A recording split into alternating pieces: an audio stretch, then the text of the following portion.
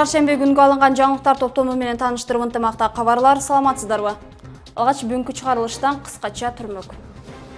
Өлкө боюнча бир суткада 767 адам коронавирустан айыкты. Өлкөдөгү оор кырдаалга карабастан өкмөттүн аймактарды өнүктүрүү багытындагы мерчемделген курулуш иштери уланууда. Дан эко өрүктү кайра иштетүү ишканасы иштей баштады. Пандемияга байланыштуу учурда республика боюнча онлайн окутууга даярдык көрүлүүдө.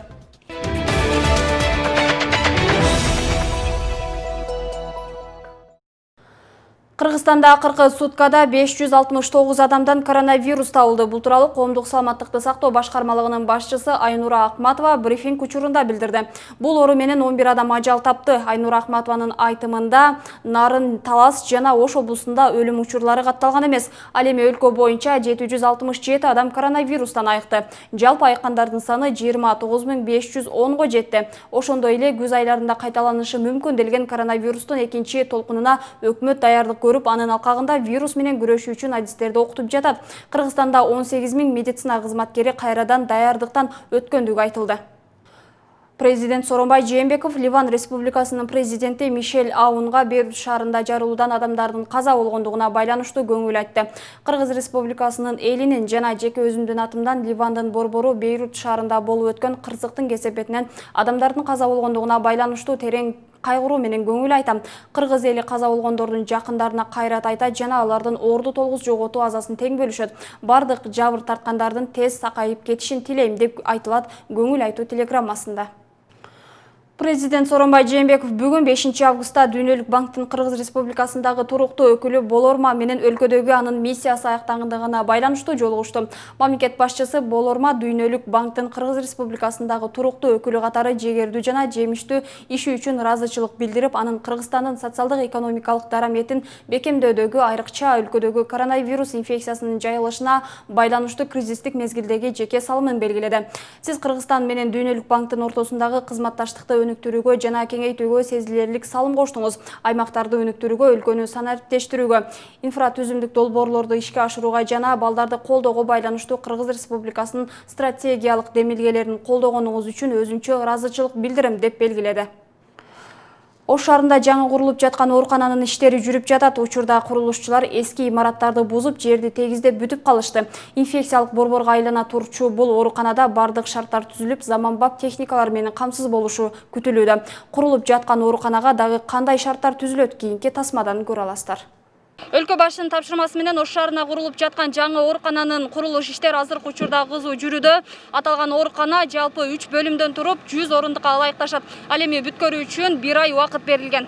Оорукананын эскиздик долбоору көрсөтүлгөндөн кийин премьер-министр капсула салган. Учурда пайдубалы бекемделип жатат. Берилген маалыматка караганда 40 койка чоңдор үчүн, ал эми 60 койкасы балдар үчүн болот. Заманбап техникалар менен жабдылып, бүгүнкү күндө зарыл болгон бардык шарттар түзүлөт. Мунун ордунда турган имараттар бузулуп, жерди тегиздөө иштери 90% аткарылды. Жаңы аптека, лаборатория, бак лаборатория, клиника биохимический лаборатория коюлган, УЗИ каралган, рентген каралган, жана компьютерный томография деген да каралган. Ошолордун бардыгы азыр оснащение оборудование боюнча биз өзүбүздүн сунушубузду бардык немелерди бердик. Жана штатный расписание боюнча да жасап бүттүк.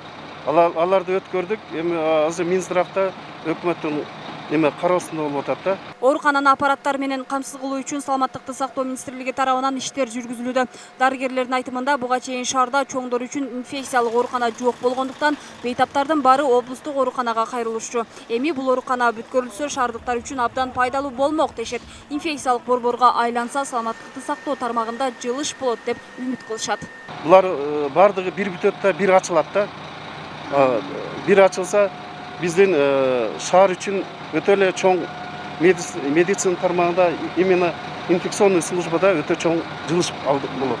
Ал эми бейтапкананын куруу иштери Ош облустук капиталдык курулуш башкармалыгына жүктөлгөн. Башкармалыктан билдиргендей, ооруканага суу түтүкчөлөрүн киргизүү үчүн шаардык мэрия менен биргеликте проект иштелип жатат.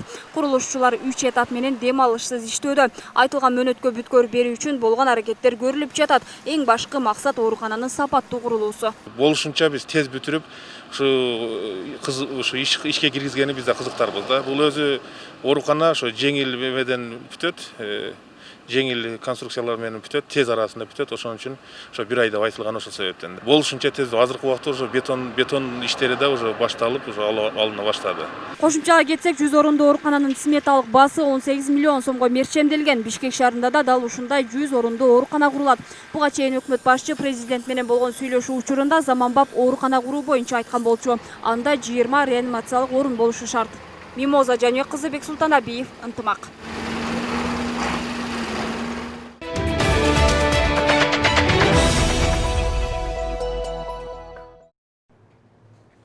Окуучуларга аралыктан сабак берүүгө даярдануу максатында 5 августтан 25 августка чейин билим берүү мекемелеринде санарип мугалим айлыгы жарыяланды. Бул тууралуу билим берүү жана илим министринин орун басары Нурлан Өмүров брифингде маалымдады. Анын айтымында 1 айлыктын негизинде мугалимдердин квалификациясын жогорулатуу институту билим берүү уюмдарынын жетекчилерине, педагогдорго вебинарларды өтүп турат. Аларга онлайн жана видео сабактарды даярдоо, видео мультимедиалык материалдарды колдонуу, окуучулар менен кайтарым байланыштуу уюштуруу үйрөтүлөт. Аргандай платформаларда иштөө боюнча сабактар өтүлүп, үй тапшырманын көлөмү, аларды баалоо ыкмалары боюнча семинарлар уюштурулат, деди Өмүров. Министрдин орун басары начар жашаган үй бүлөлөрдүн балдарын телефон, телевизор менен камсыз кылуу иштерин уюштуруу боюнча аймактарга тапшырмалар берилгенин кошумчалады. Онлайн окутууга Жалал Абад облусунун мугалимдери да кызуу даярдык көрүүдө. Алар окутуунун жаңы ыкмаларын үйрөнүү үчүн окууга да даярдык көрүшүүдө. Буга байланыштуу билим берүү жана илим министрлиги тарабынан атайын программа түзүлгөн. Анын негизинде окутуу жүргүзүлөт. Кененирээк кийинки материал.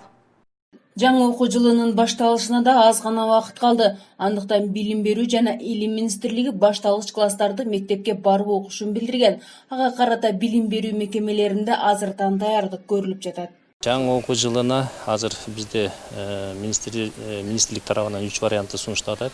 Биринчи варианты бул реалдуу түрдө окутуу, экинчиси аралаш түрүндө, реалдуу аралаш түрүндө, анан үчүнчү ошо онлайн түрүндө, ошо дистанциондук окутууну сунушталат. Эми биринчи класстарды быйылкы жылда ошо реальный түрдө эле окутабыз деп атат. Негеден аларга бүт условиялар түзүп берип, ошо реальный түрдө окутабыз. Дегенде алар онлайн түрүндө окуш кыйын экен. Ошон үчүн ал эми калган класстарды ошо аралаш жана мындай дистанттык түрдө окутуу сунушталып атат. Жаңы окуу жылынан тартып окуучуларга онлайн түрүндө сабак өтүү үчүн мугалимдер окуудан да өтүшөт. Буга байланыштуу билим берүү жана илим министрлиги тарабынан атайын программа түзүлгөн. Анын негизинде окутуу жүргүзүлөт. 5 августтан баштап туруп бул боюнча бүт мугалимдерди 25 августка чейин окутушат. Ошо министрлик тарабынан атайын программа түзүлүп, ошол программанын негизинде окутуу жүргүзүлөт. Башчыларды өзүнчө, анан мугалимдерди өзүнчө. Башчыларды ошону кантип уюштуруу, башкаруу боюнча окутат. Ал эми мугалимдерди ошо сабак өтүп, анан ошол сабактын кайтарым байланыштары боюнча окутуу жүргүзүлөт да 25 августка чейин. Өткөн окуу жылынын акырында да окуучуларга мугалимдер онлайн режимде сабак беришкен. Бул окутуучулар үчүн да, окуучулар үчүн да кыйынчылык жараткан. Эми жаңы окуу жылына мектептердеги мугалимдер онлайн түрдө сабак өтүүгө эбак эле даярдык көрө башташкан. Биздин мектепте азыртан эле билим берүү башкармалыгы тарабынан, билим берүү министрлиги тарабынан, мектеп жетекчилиги тарабынан бардык пландар түзүлүп, негизинен бардык мугалимдерибиз сабактарга азыртан эле даярданып, атайын сабактарды, семинар сабактарды, онлайн тибиндеги ачык сабактардын бүт баарын даярдап, азыртан даярдык көрүп атабыз. Быйыл буюрса биздин даярдыгыбыз эң жакшы. Эске сала кетсек, Жалал Абад шаарында жалпы мамлекеттик 20, жеке менчик 7 мектеп окуучуларга билим берет. Фироза Ашымбаева, Айбек Үсөнов уулу, Ынтымак.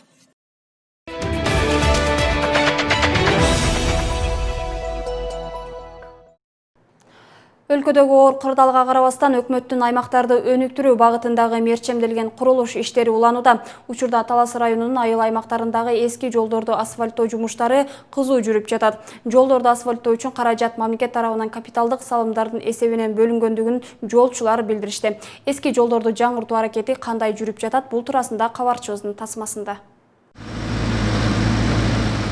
Жолдорду асфальттоо жумуштары Талас районунун Нуржанов айыл аймагында жүрүп жатат. Мындагы жумуштар кече жакында эле башталды. Учурда Жон Арык айылындагы эскирген жол жаңыртылып, асфальт басылууда. Жолчулар айылдын 1 километр жолун сапаттуу кылып бүткөрүүнүн аракетинде. Капиталдык салымдар эсебинен Жон Арык айылынын Дүйшө көчөсүндө 29-жылдан баштап асфальттоо иштери жүрүп жатат. Мына бүгүн 30 болуп калды. Мына 1 чакырымдан ашык жол бир жак капталы бүтүп калууда. Буюрса дагы 2 күн ичинде ушу асфальттоо иштерин толук бүтүүгө аракет кылып атабыз. Элеттеги эскирген жолго мынтип асфальт басылып жатканына айылдыктар кубанат. Анткени Жон Арык айылындагы бул жолдун кызмат кылып келатканына 75 жыл убакыт өткөн. Эми кайрадан айыл эли жаңы жолдун үстүндө басып, унаалар менен каттап калышат.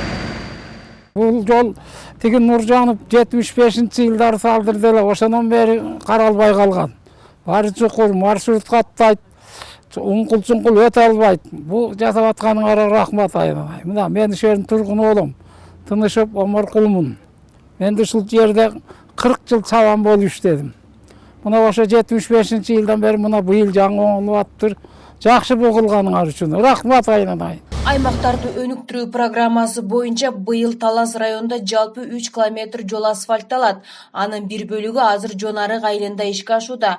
Мындан тышкары Талас шаарындагы 1,5 километрге жакын жолго асфальт басылат. Бул боюнча номер 19 жол тейлөө мекемесинен билдиришти. Талас районунда 3 чакырым асфальт өтөн бөлүнгөн. Мындан тышкары Талас шаарына 1,4 чакырым асфальт өтөн төшөлөт. Бул Талас районунун 3 чакырымын 2 чакырымы номер 19 жол тейлөө мекемеси аркылуу аткарылат. 1 чакырымы номер 36 жол тейлөө мекемеси аркылуу аткарылат. Баштаганыбызга 3 күн болду. Бүгүнкү күндө жолчулар ишти сапаттуу кылып бүткөрүүнүн камын көрүүдө. Быйылкы жылга мерчимделген жолдорду асфальттап, убагынан кечикпей пайдаланууга берүүгө мүмкүнчүлүктөрү бар.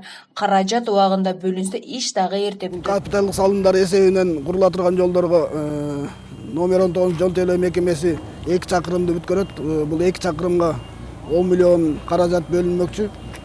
Талас шаарына 1,4 чакырым, буга 7 миллион акча бөлүнөт.